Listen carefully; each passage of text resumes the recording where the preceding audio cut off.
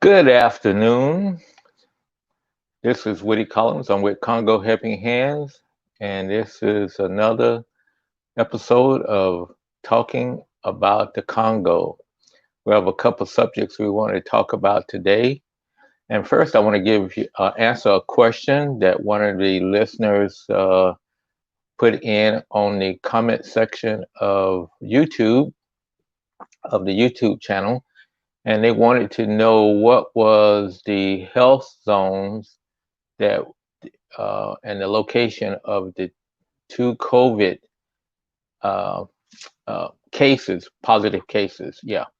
The one that most recently is in Katangwa, which is about 20 kilometers from Chikapa, and it's in the health zone of Chikapa.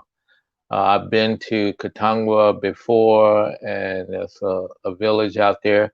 It's on the route from uh, from from the Angolan border, going to the Angolan border, but it's right around Kinshasa.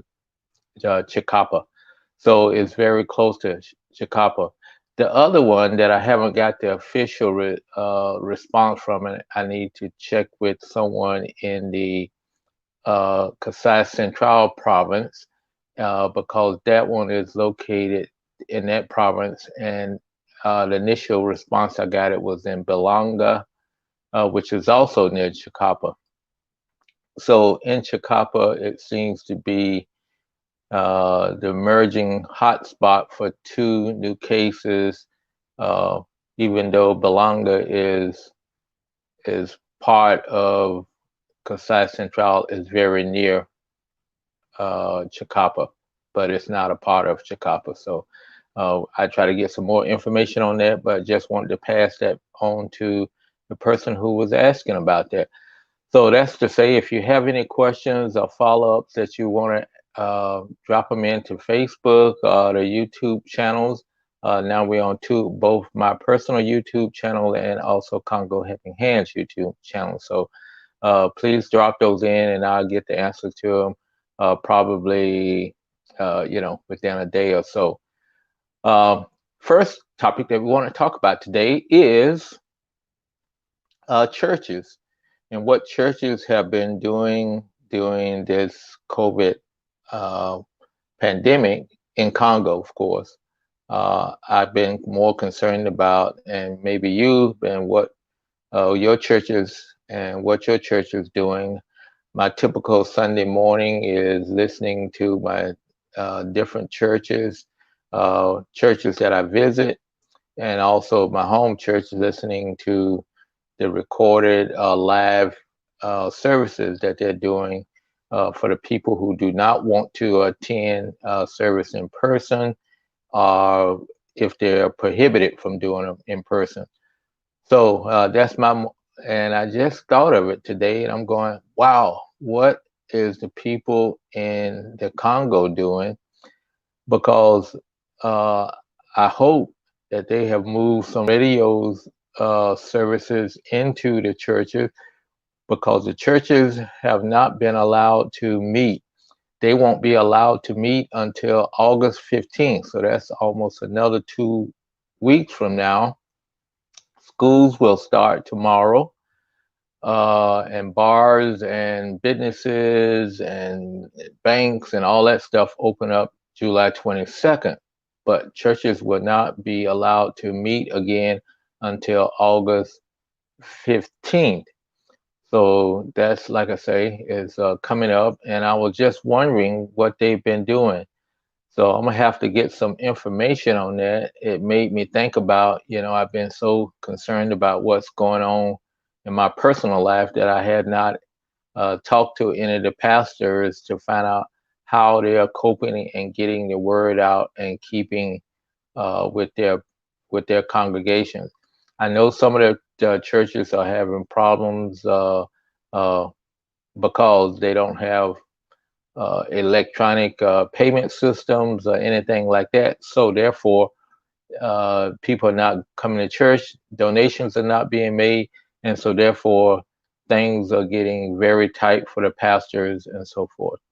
So I'll get some more information on that tomorrow because I'm on, yeah, maybe tomorrow, at least next week, because I have to contact some pastors about some projects that was provided for with our churches over here. So the next thing I want to talk about was last night I was listening in on the conversation that the Peace Corps volunteers, the retired Peace Corps volunteers, uh, the Peace Corps left um, either in 91 or 97. They wasn't sure because a couple of people asked, when did we leave?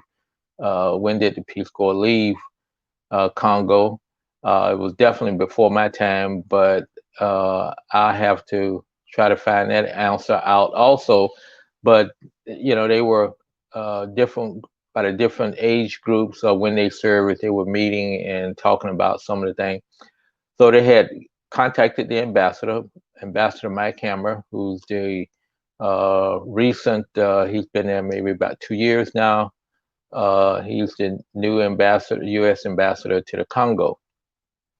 And he started off his presentation talking about the new partnership. It's a bilateral partnership between the United States and Congo, and it's called the Privileged Partnership for Peace and Prosperity, PPPP, 4Ps or whatever it may be. And it's about a $600 million program over 3 years. So that's about $200 million a year. So it's not a big program.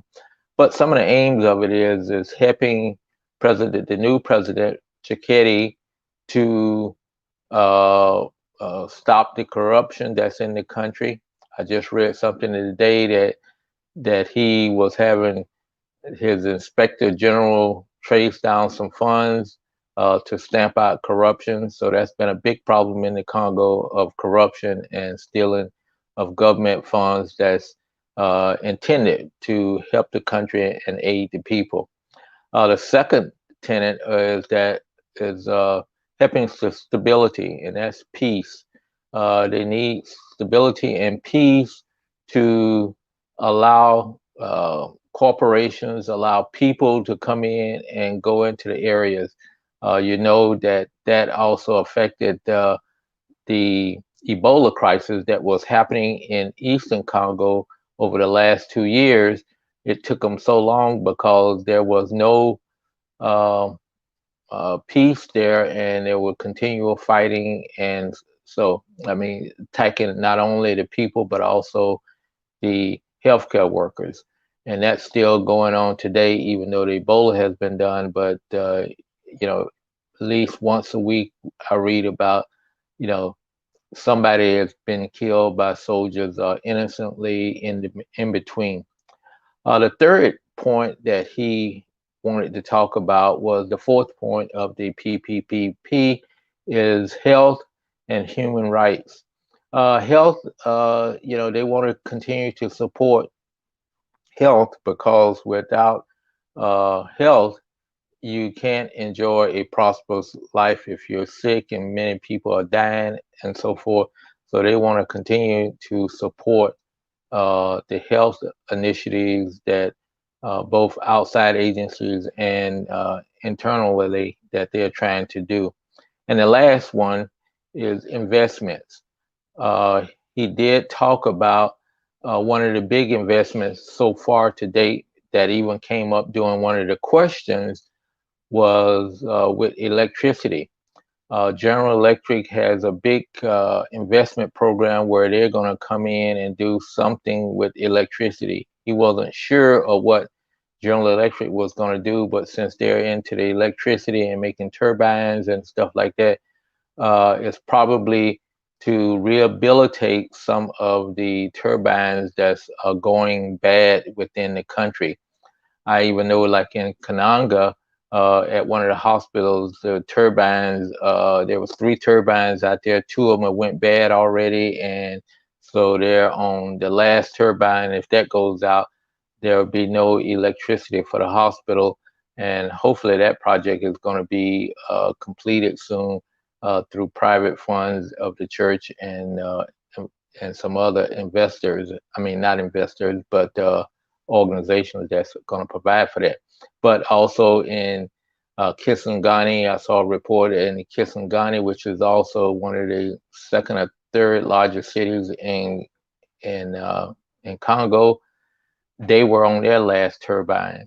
So I think General Electric, and I'm just purely guessing at this point in time, but I will try to get some more information on it, that they are trying to come over and do investments in to help the people because they know electricity is so fundamental to uh, other companies coming in. Nobody's going to come in if they got to buy expensive fuels to run their own generators, and there is no such thing as a grid. So, we're going to have solar electricity, and the solar electricity is so battery intensive. If you're going to run an operation, uh, you're going to need a big power grid to do that. So at this point, those were the four areas: trying to stop corruption, improve the stability of the country, improving health, and encouraging more investments in the country. So the ambassador, he was on for probably maybe close to an hour. He answered different questions from the former, retired Peace Corps volunteers, and he really thanked them for their service because he says without their service, things could be a lot worse. And he said that while he was out and about, a lot of people always ask him, Congolese, is when the Peace Corps is coming back because they did was living among the people and they were providing that face-to-face contact. So that's what I have for this Sunday. And as we say in in Congo, bon dimanche. So happy Sunday to you. Hope your day is going well and will continue to go well, and that you prepare for another productive and safe week. And we will see you tomorrow at 3 o'clock. I ask you also, if you're enjoying this, please subscribe uh, to uh, the our Congo Helping Hands page that we'll be publishing this to every day at 3 o'clock. And also, you can go to our YouTube pages and subscribe to that, and you will get notice that we're getting ready to post a new uh, live stream, and also you'll have access to that live stream a lot better than on Facebook. You may have to hunt for it on Facebook because there's other posts that's in front of it, but you should be able to find it. And finally, if you have any questions, please reach out to me on any one of those outlets and just drop in a question because I read the comments and I will get back with you either on the page or announce it on another video. So take care, uh, be blessed, and be safe.